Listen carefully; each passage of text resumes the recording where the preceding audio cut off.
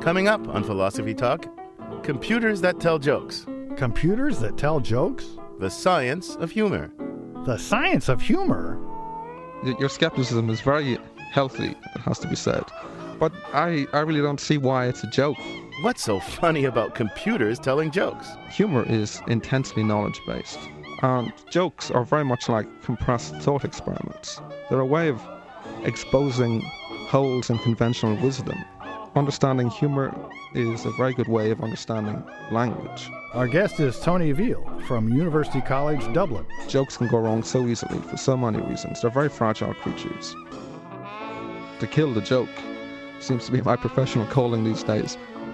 The computer behind the humor. The science of humor. Coming up on Philosophy Talk after the news.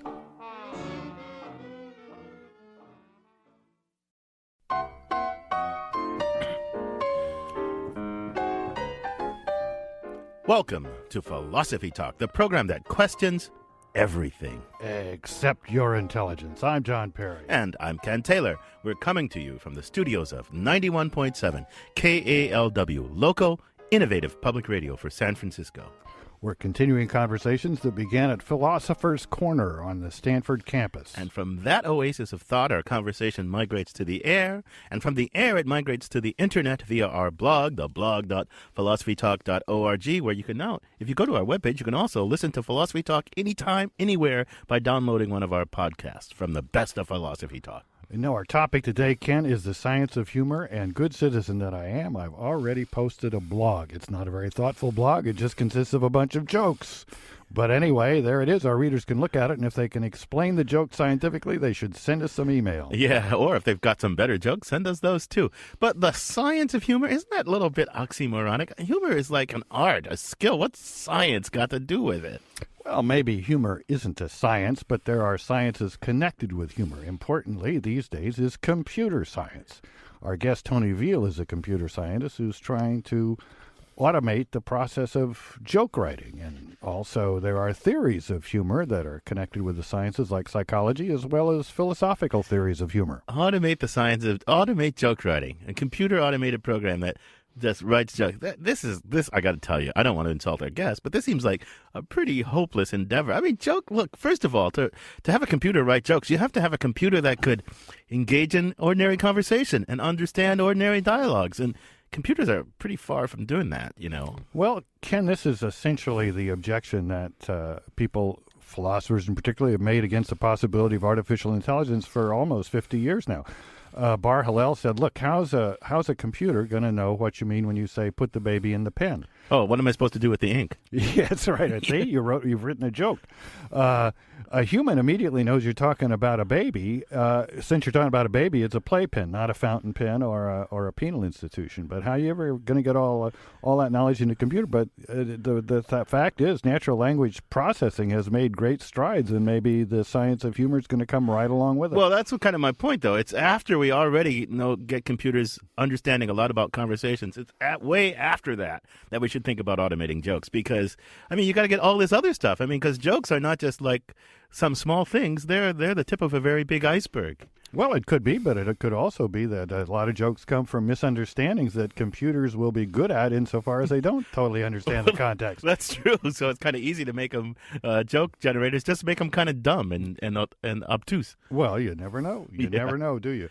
But if it is an art, I suppose that one thing the computer scientists will do will be to debrief some of the artists and try to get the rules by which they operate. Yeah, you know, I'd like to get some stand-up comics and ask them if they think a computer could ever take over their jobs. And you know what? Our roving philosophical reporter, Polly Stryker, did just that. She files this report. Many people are comic wannabes, but comedy has to be one of the most difficult arts to master. So how can computers possibly be able to crank out jokes? I asked two stand-up comics about the notion that a computer might do their work for them. I'm a bit leery about whether I think a computer can write a joke. Political satirist Will Durst. However, funny is whatever works. Funny is something different to somebody who lives in a hut in Borneo and has never seen civilization. Funny is whatever makes you laugh. And if the computer programmer who finds the jokes off the program, if he thinks they're funny, then they're funny. Jokes are funny because they present an aha moment, a familiar way of seeing something differently. Comedian Andy Valver. The classic, of course, is Henny Youngman's "Take My Wife, Please." The punchline is obviously the way he delivers please, and the word please, because you would normally expect any human being to say, "Take my wife. She's a wonderful woman." I mean, that's the beauty of that joke, is that it's the standard situation. Oh, I'm tired of my wife is a nag. Take my wife, please. For everyone to get a joke, it helps to tap into the collective consciousness. Yeah, I'm sure I do use stereotypes in my act. One of them is that Bush is stupid, and Clinton was oversexed, and Hillary is severe, and Al Gore was wishy-washy, or was that John Kerry? No, that was both, actually. So those stereotypes are introduced at one point, and they take root. That's why they work. There are common experiences all over that. I mean, that's why there's a lot of club comedians who will work with the same themes. Airplane travel. Everyone gets on an airplane. Everyone knows that airplane food is bad. It's crowded. The seats are awful. You have a bad seatmate. Someone smells. Someone throws up. There's a lot of material that you have to work with on an airplane. And we all today fly on airplanes. I asked Durst and Valver if they know why a joke doesn't work. Oh, yeah. You always know why a joke bombs. It's funny, when you do well, it's all a blur. But when you die, everything is highlighted and outlined and in parentheses. Yeah, you remember why you die. Every time you get on stage, you learn a little more. Maybe every time you write a joke, maybe when you're a computer program, every time you write a joke, and you get better at it. Maybe if he graded the computer on the jokes, and it would learn how to shoot for the 7s and 8s instead of the 3s and 4s. I'm an Estonian. I remember the first time I performed in front of an Estonian audience. They sat there stone-faced, and I was mystified. There was a couple of titters, and I thought to myself, my God, I'm dying here. I'm eating hot death. And after I came off stage, everyone came up to me and said, what a great job, that was really funny. And I was mystified until I realized that I was dealing with Estonians that are from Northern Europe, right below Finland. So they share common cultural traits with Norwegians, Swedes, Finns.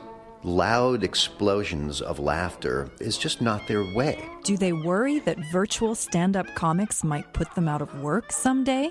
I'd love to have a computer try and take my job, but then again, I'd like to see a computer try to go on the road and live in those comedy condos and hang out in airports and do 3 shows on a Saturday night. I want to have a comedy off, actually, with Big Blue. Me versus Big Blue. We'll tell jokes, see who gets more laughs. Yeah, I'm willing to take on the computer. For Philosophy Talk, I'm Polly Stryker. Thanks, Polly, for that piece, and thanks to Will Durst and Andy Valver. Ken, I'm going to tell you a joke, then you can give me a scientific account of why it is or isn't funny. So President Bush and Vice President Cheney are in a restaurant ordering some lunch, and Vice President Cheney says, I'll take a bacon, lettuce, and tomato. And the waitress says, that's fine. The waitress is very good looking, by the way. And President Bush says, I'll take a quickie. And the waitress looks at him and said, President Bush, my goodness, you're getting more like President Clinton every day. And she walks off sort of offended. And Vice President Cheney leans over and he says, George, that's quiche. Hey, that's straight from our piece. Bush is stupid and Clinton is lascivious. I can't tell you why that works, but maybe our guest will. We're joined by Tony Veale. He's a lecturer in the Department of Computer Science at University College Dublin. He's author of many studies on humor, the science of humor, the automation of joke writing, and as well as serious other topics in computer science. Tony, welcome to Philosophy Talk. Hello, Ken. Hello, John. I'm glad to be here. Hello, Tony. Good to talk to you again. Now, you're actually sitting over there in Ireland, and you're 10 hours ahead, right? 8, I think. 8 hours ahead, but you probably started drinking already, right? I mean, I mean, That's a given, yes. So you have two advantages over us. First of all, you've got a few under your belt. That always helps a sense of humor. And secondly, like most philosophers, Ken and I have good, if slightly weird, senses of humor. But also, like most philosophers, we don't know beans about theories of humor. And I know you've studied theories of humor to see if you can pluck something from them that'll help you automate joke writing. So could you explain to us what the leading theories are and maybe give us some illustrations of what they can and can't explain? Start with telling us your favorite theory of humor. I guess my favorite theory of humor is Aristotle's. Now, not in the details, because, as you know, he's a very dry fellow, very schoolmasterish. And if you get into how he views humor and the actual jokes that he likes, he's like Freud. The jokes are just terrible. They don't work. But he has this soundbite, and I guess it all comes down to sound bites when you're studying humor, because the details don't really work in these theories. He refers to humor as educated insolence. This idea that, not that you have to have a formal education, but that you need a lot of knowledge to make a joke and a lot of knowledge to understand a joke. And this knowledge is about the world, but it's also about language. So many people know so much about language, but they don't really appreciate how much they know. And jokes often exploit gaps in language, between language and thought. And for that reason, language can be studied better if we understand what humor is all about. So getting a computer to understand and generate jokes is not really the end point of the research. At least you can't really get funding for that. Or tenure. Maybe the National Comedy Association. Yeah. Possibly. So the end point of the research is funding and tenure, not a computer telling jokes. So I'm glad you straightened us out about that. Cause No, tell us. What's the end point of the research? What are you ultimately trying to get at? Well, just trying to understand how language works. Humor is a very important part of language. It's a part of language where everything has to work perfectly. As some of your speakers were talking about earlier, jokes can go wrong so easily for so many reasons. They're very fragile creatures. And, it's like a fruit fly, if you like. Understanding humor is a very good way of understanding language, idioms, metaphors, and so forth. I don't get the fruit fly. Okay, tell me why a good joke is like a fruit fly. Yeah, I didn't get that part. Well, geneticists study fruit flies not because they really care about fruit flies, but because of the insights that they can get about genetics in general, especially human genetics. Yeah, I don't believe that. I think you study jokes because you like jokes, but that's just my opinion. Well, but Tony, I want to ask you a question. So you're at the top of the show, I expressed my skepticism about this working in a certain sense, because it seemed to me you'd have to already understand a lot about conversation and what conversational uptake on part of the listener and the whole dynamics of that to explain jokes, because it seems to me that jokes exploit that. But you're saying if we start with jokes, maybe we can and studying how jokes work, maybe we can get some understanding of the deeper way in which conversation works, communication via conversation works. Exactly. Your skepticism is very healthy, it has to be said. And we are a very long way from generating real jokes. Maybe 20 years from a Leno monologue, I guess. 10 years from a Letterman monologue. Sorry, John. Well, how many years from Benny Hill? That's what I want. You'd have to talk about robotics, Dan. I see. It's a very physical comedy. So Tony, the joke I told about Bush and Cheney, which I assume you heard, that seems to fit well with Aristotle's theory. It was educated insolence, because I used the word quiche, that's educated, and it was certainly insolent to our beloved president. What's your second favorite theory?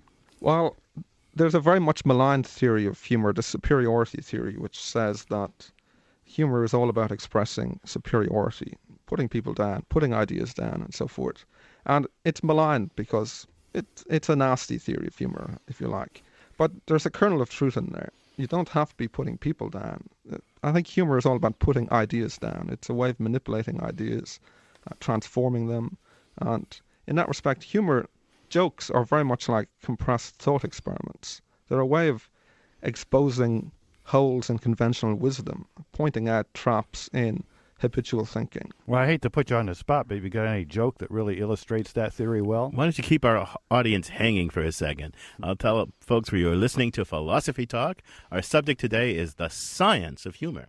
Our guest is Tony Veale, who's coming to us from Ireland, from University College in Dublin, Ireland. We've talked a bit about theories of humor. After the break, we'll also discuss the whole idea of having computers that implement those theories and write jokes.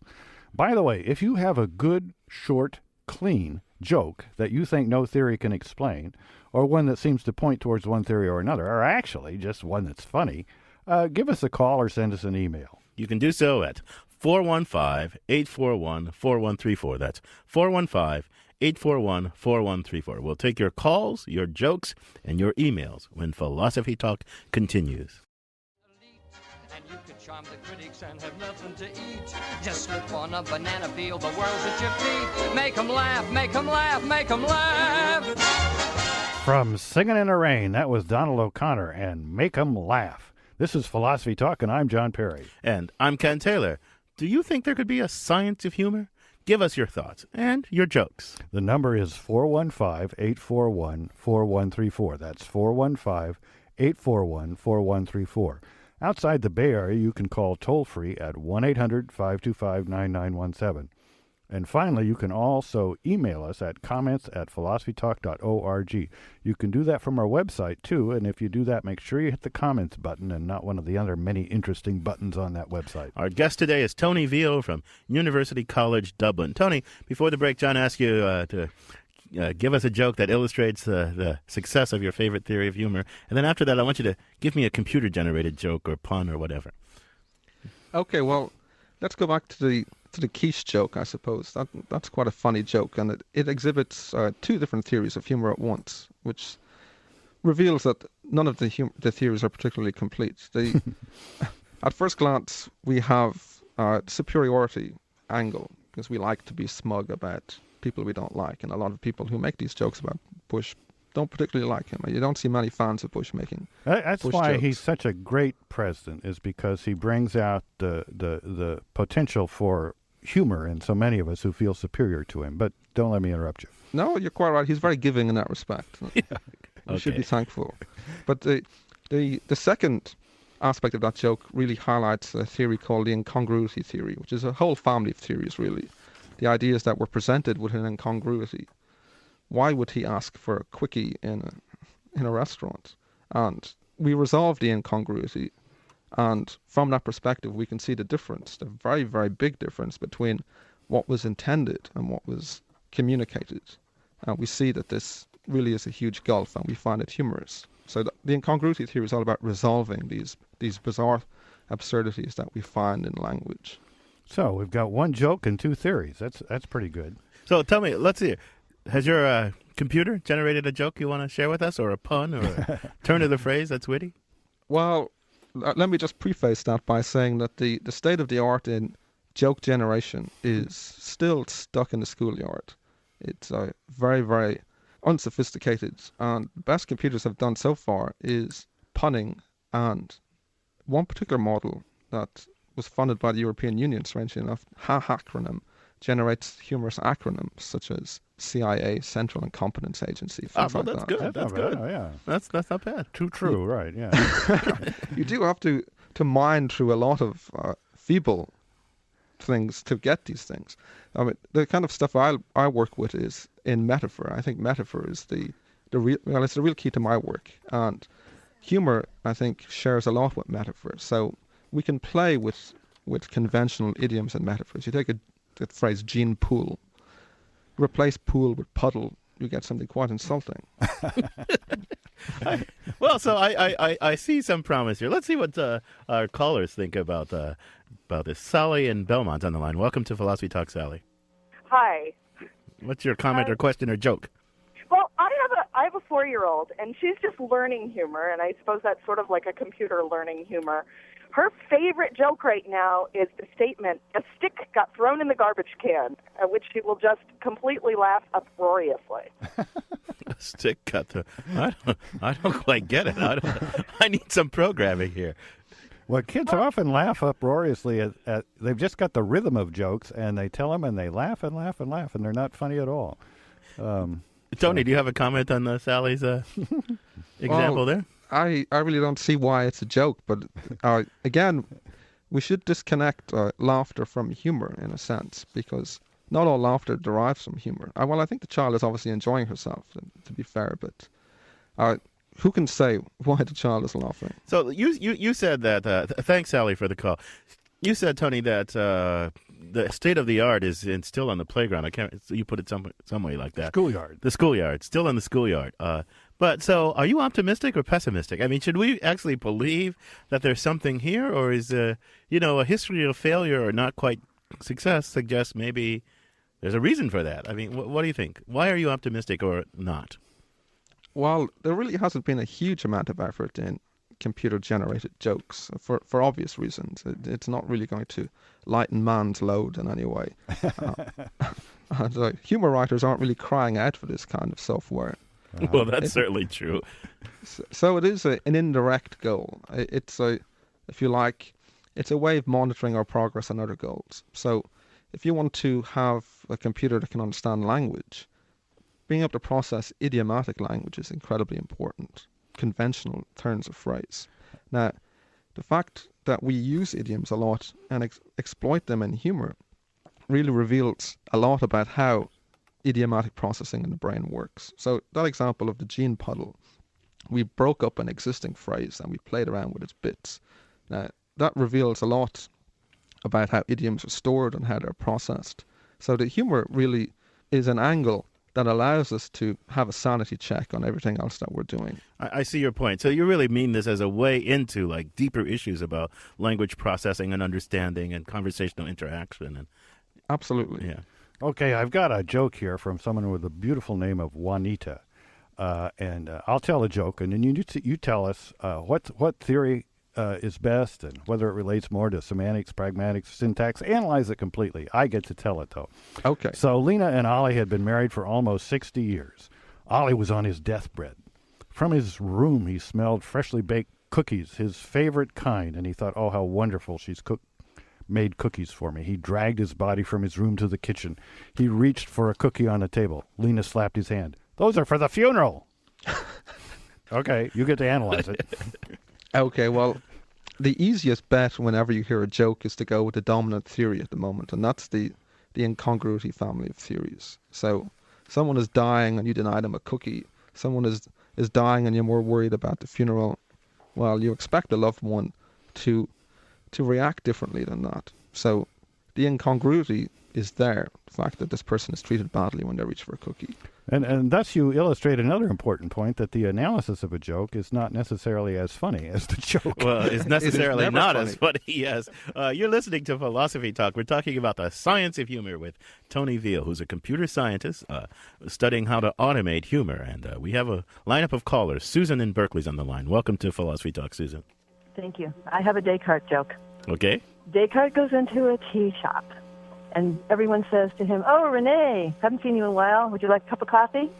He ponders a moment, and he says, "I think not," and disappears. Yes, yes. Now, I want Thank you, Susan. I want our listeners to notice that we haven't had a Hume joke yet, but we've had a Descartes joke, so we put Descartes before the Hume. Oh, gosh. Boy, these are miserable. The computer's looking good at the moment. Yeah, right, exactly. Although Susan's joke is an old joke. It's kind of standard philosophy joke. You got any comment on that? Well, I think that joke Johnny? was around when Descartes was alive. I think it was. Robert on Highway 280 is on the line. Welcome to Philosophy Talk, hi. Ray. So here I have a joke for you. So Abraham looks up at God and he says, "Let me get this straight. The Arabs get the oil and we have to cut off what?" No, Robert, that's good. Okay, Tony, go to work on that one. Could you teach your computer to do that? Oh, no. Well, first you want me to kill the joke, I guess, by explaining it. Well, what can you say? I mean, it's a great joke. Well, it does expose another aspect of humor and wit in general, and that's juxtaposition.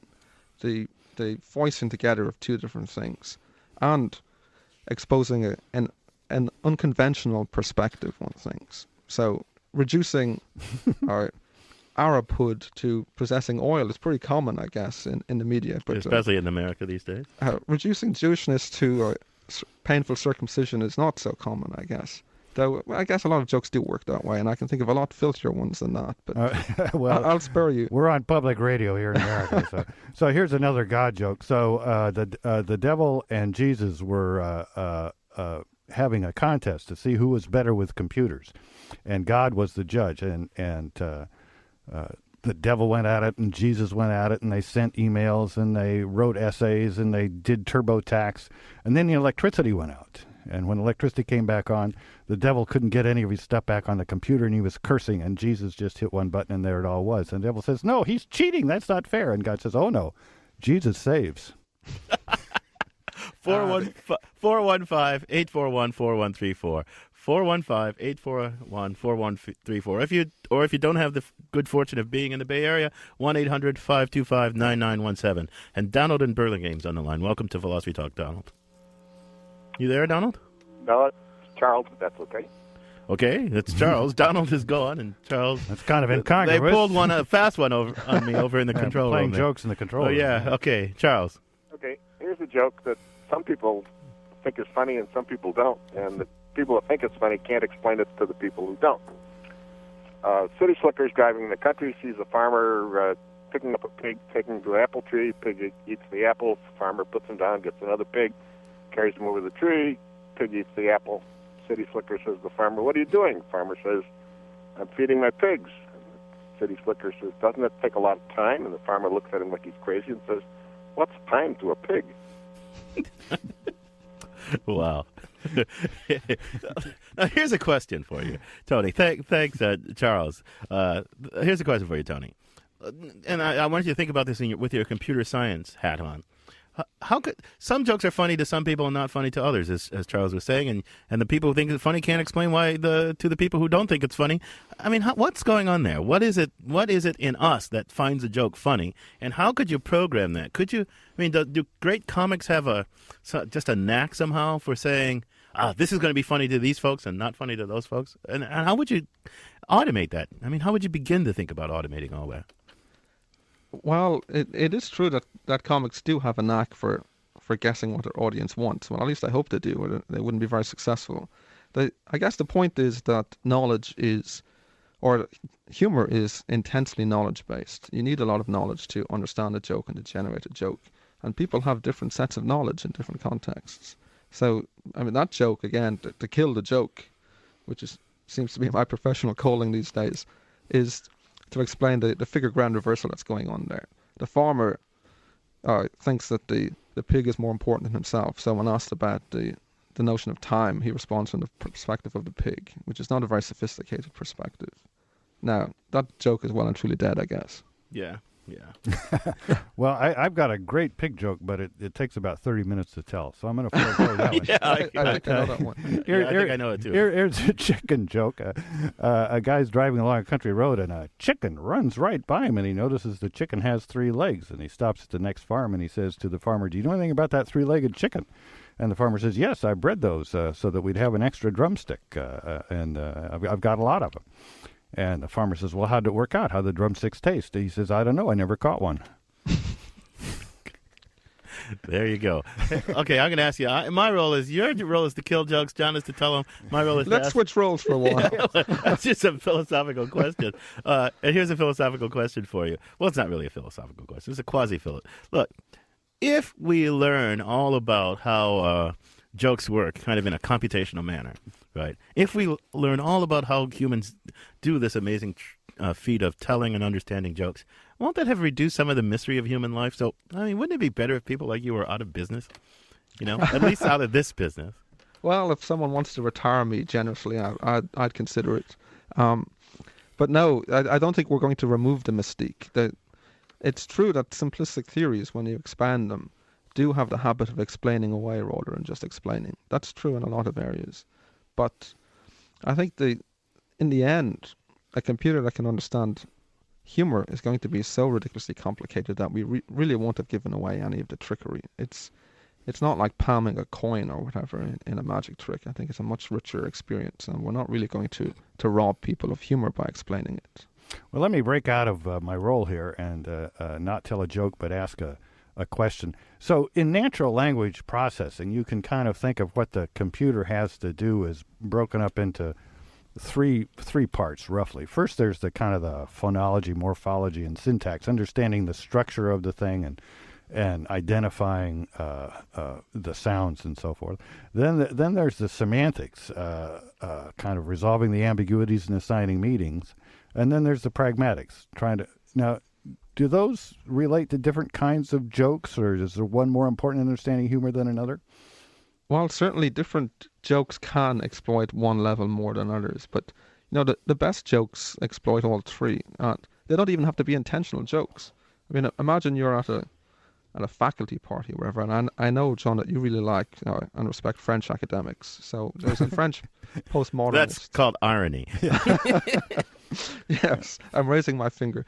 So this French postmodernist comes up to you and says that she believes all of American culture is garbage, as you would say, except for the plays of Indiana Jones.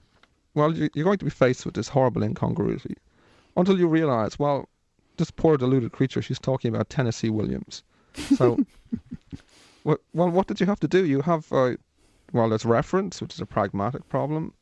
There's semantics, the idea that someone can or cannot be a playwright, and the idea that these people both have surnames that are named after American states.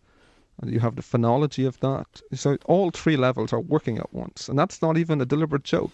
It's not even a good joke, but You're listening to... It illustrates the point nicely. Yeah, Thank you're you. listening to Philosophy Talk. Our guest is Tony Veale from University College Dublin. We've talked about theories of humor and the very idea of a science of humor. But what, if anything, is important about humor? Is humor human nature at its best or at its worst? When a philosopher concludes after years of thinking of the meaning of life that the universe is just a big joke, is that a compliment? The meaning of humor, the meaning of life, and your calls and emails when Philosophy Talk continues. Just get happy, you better chase all your cares away. Shout hallelujah, come on, get happy, get ready for the judgment day. The incomparable Frank Sinatra and Come On, Get Happy. I'm John Perry. This is Philosophy Talk, the program that laughs at everything. Except you and your intelligence. Oh, we laugh with you. I'm Ken Taylor. We're talking about the science of humor with Tony Veale. What's the importance of humor? What does it really mean? Would life without humor be worth living? Would you rather give up chocolate or Jay Leno? Join us by calling 415-841-4134. That's 415-841-4134. Outside the Bay Area, call toll-free 1-800-525-9917. That's 1-800-525-9917. And you can email us comments at philosophytalk.org. So, Tony, I want to ask you to take off your computer scientist hat just a little bit and put on your person in the world hat. What's the meaning of humor? Why does humor play such a role in our lives? Would life be less worth living or something without it? I mean, how important do you think humor is for human life? Are you there? Yes, I am. You're thinking, eh? You're used to regarding humor as a technical problem. No, the computer science hat is stuck on his head, Yeah. and he's getting the barmaid to help pull it off. Yeah. Oh, that would be about right. So what? He's not there. Okay. No, I'm here. You went dead for about 5 minutes. Oh, you didn't hear us. You're there. No. Yeah. We wanted you to tell us about the humor and the meaning of life. Ah, okay. That's why I was silent. Yeah. Okay, so tell me. Humor in the meaning of Are you life. serious? Yeah, I'm serious. We're Humor in the meaning philosophers, of man. That's how we earn our living. Okay, you don't want to tell me about humor in the meaning of life. No. We computer scientists generally handle problems a wee bit smaller than that. But Yeah, I know. We philosophers, we revel in large problems. yes, okay. Well, we'll meet in the middle, I guess. Okay, look. Do you got an answer, or you want me to move on? About the meaning of life, well, you want to talk about the social function of humor, maybe? Yeah, that'll Okay, do. That'll do. That'll do. Yes.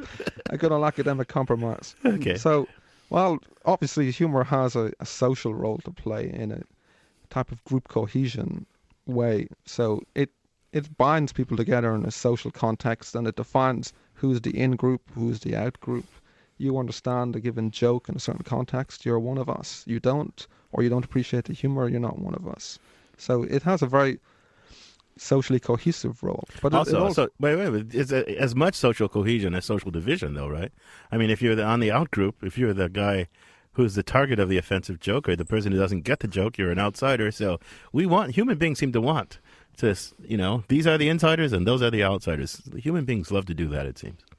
yes, well, we're very category driven, which again goes back to the knowledge aspects of humor, which is all about playing with categories, defining and redefining category boundaries. So it's a subversive thing. Now, you may be on the outs with respect to a certain group, but I mean, there's probably another group that you belong to better. Now, that doesn't sound very nice, I'm sure, but... Yeah. Well, mathematicians love the joke. Why are philosophers cheaper than mathematicians for universities to hire? The answer is, well, mathematicians are pretty cheap. You just need a pencil sharpener, and a tablet, and a waste paper basket. And philosophers are even cheaper because you don't need the waste paper basket. Right. Roy in San Francisco's on the line. I laugh harder than they do at that. Welcome to Philosophy Talk, Roy. I wanted to point out that so far you've only talked about the content of humor and jokes, but of course a common phenomenon is comic timing, telling the joke. And I wanted to ask your guest, what are the accounts for why certain people telling a joke will be funnier than others, regardless of the content? Excellent question, Roy. Thanks a lot. Tony, what do you think? That is an excellent question, and it does refer to the virtuosity of joke telling. I mean, we've all heard jokes murdered by people, and some on this very show. Yeah. Yes, indeed. Live is best. Now, the view of timing that I take is one that was developed by a mathematician who used his eraser a lot, I guess, John Palos. And it's a catastrophe theory view. It's a very complex branch of mathematics to do with discontinuities in shape and so forth. But at the core of the theory is a very simple metaphor, the idea that a story is a landscape. Usually it's a gently rolling landscape, but jokes have these horrible chasms in them. And the goal of the joker is to tell the story so that the listener foolishly walks along this gently rolling landscape and then suddenly falls into this chasm. That's the metaphor. Putting that into a computer is all about defining exactly what you mean by the landscape of a story or a narrative. Well, it's really interesting. So to get a joke thing into a computer and have the computer have comic timing, it sounds like you're going to deploy some really complex mathematics so that it can represent this landscape that it's trying to get the subject to walk through, right? Yes. Now, the mathematics really aren't as complex as they sound, but yes, really, when you have a joke, you have this huge amount of information delivered in the punchline. The body of the joke, especially in the kind of shaggy dog jokes that John was telling earlier, really, you have this very long introduction without a lot of information. Then the punchline, which is it could be a single phrase, has a tremendous amount of information, which is the catastrophe at the end of the joke, because it reorients you completely. Jacob in San Francisco, welcome to Philosophy Talk, Jacob. Well, here's one that illustrates that last idea. A Texas rancher is visiting Israel, and as he's driving along the road, he sees a little old man tilling his field. So he goes up to the man, he says, "I see you got a nice little piece of property here. How big is it?"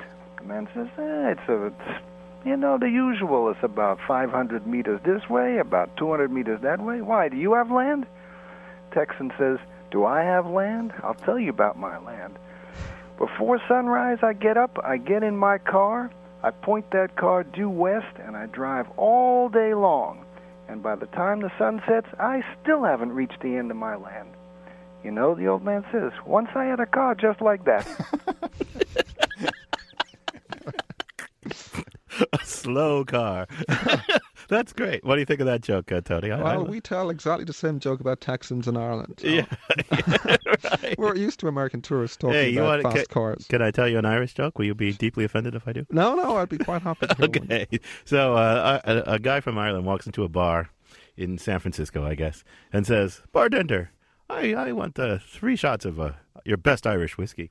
And the bartender lines up the 3. He says, "I want 3 separate shot glasses." So the bartender lines up 3 shot glasses and pours it in, and the guy drinks one, and then the other, and the other. And the bartender's a little curious. He said, "Oh, mister, I could just pour you a triple. Any reason I can't just pour it in one glass?" He said, "Well, I drink for myself, and I drink for my 2 brothers back in Ireland." Right. And a week later, the same guy comes in the bar and says, "Bartender, I want 3 shots of Irish whiskey."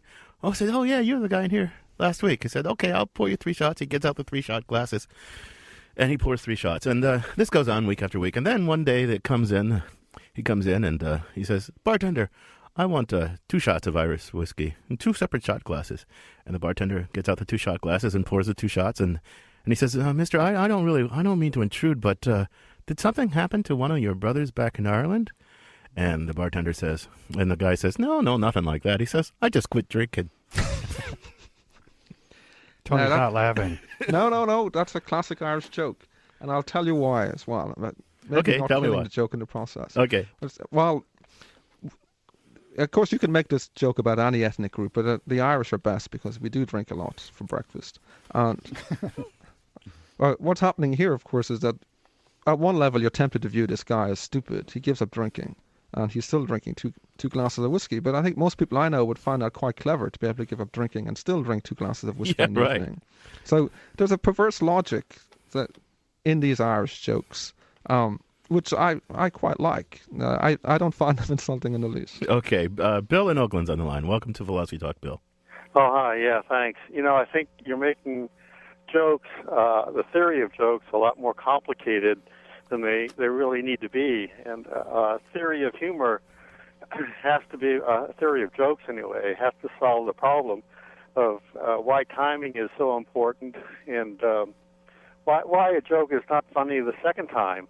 If you already heard a joke, it's not funny. And just about every joke can be analyzed in one very simple form, and that form is A, B, C prime. So, and every joke has a missing piece of information, and that's what we find funny. Something is funny when we have to supply that missing piece of information. And every joke that's been told on this program so far can be analyzed in this very, very simple form and also explain why timing is so important. So you can take the famous Buddy Hillman joke, take my wife, please. And so, my question is, what's the missing piece of information there that we, the listener, have to supply to make that funny? Thanks. But I don't think I don't think you and the 3 of us are disagreeing that much. Do you think so, Tony?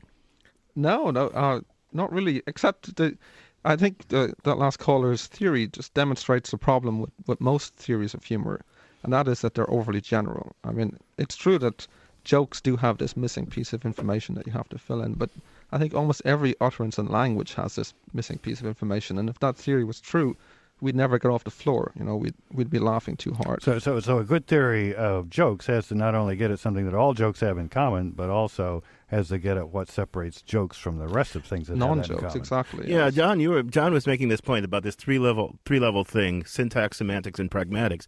And I'm a huge fan of pragmatics, and language is filled with sort of pragmatic stuff.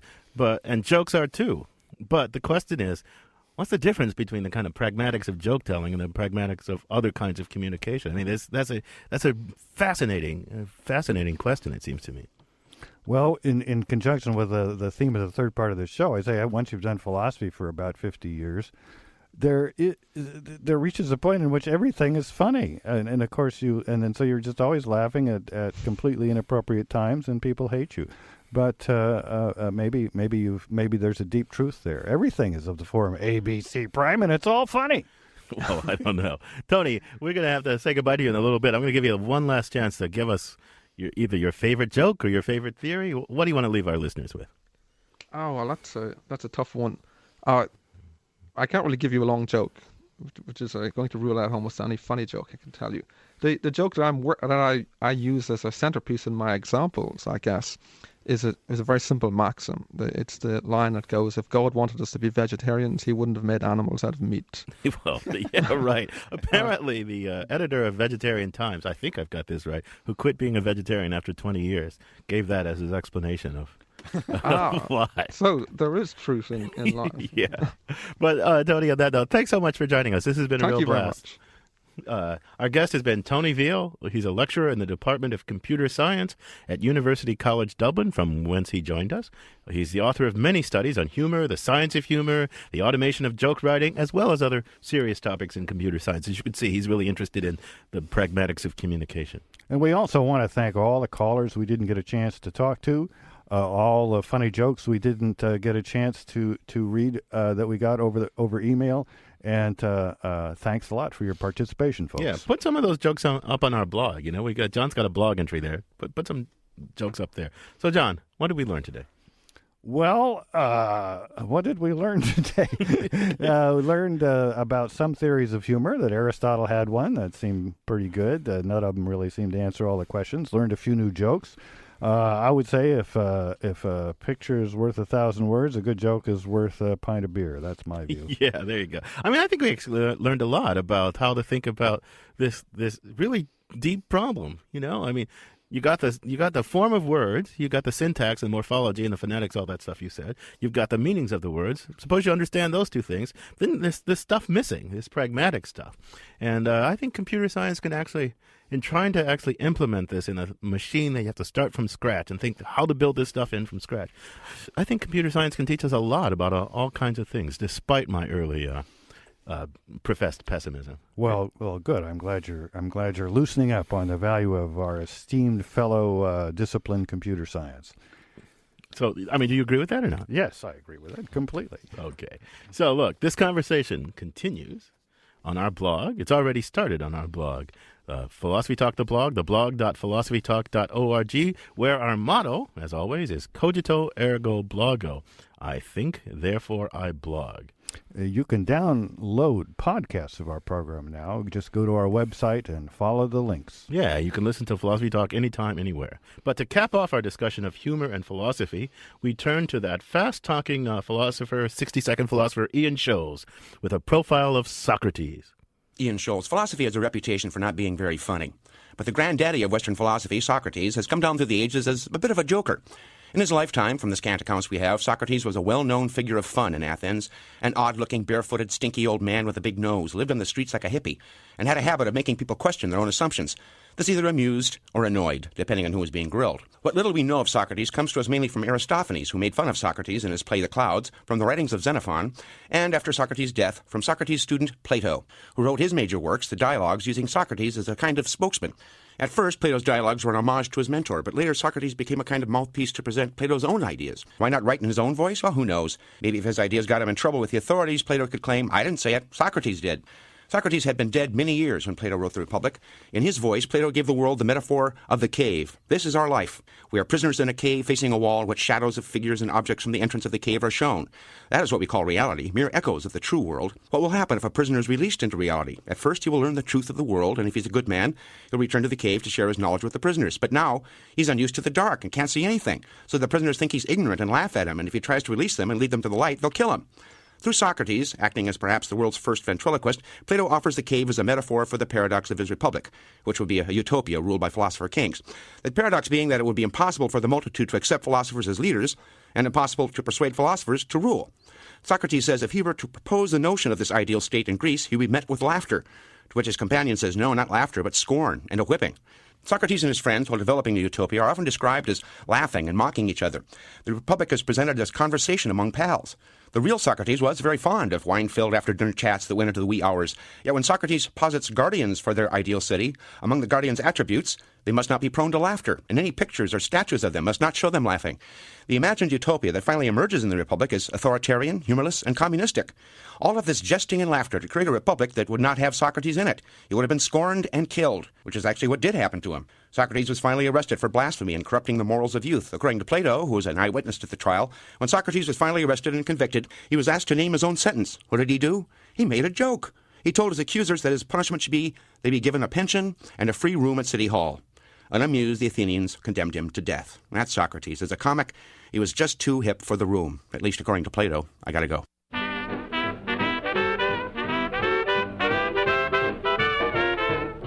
Ian Scholes, the only man who can solve a philosophical problem in 60 seconds. Philosophy Talk is a presentation of Ben Manila Productions and the trustees of Leland Stanford Junior University. Our executive producer is David Demarest. Special thanks to Rugen Shin, Neil Van Leeuwen, Nicole Sawaya, Ben Timpson, and Alan Farley.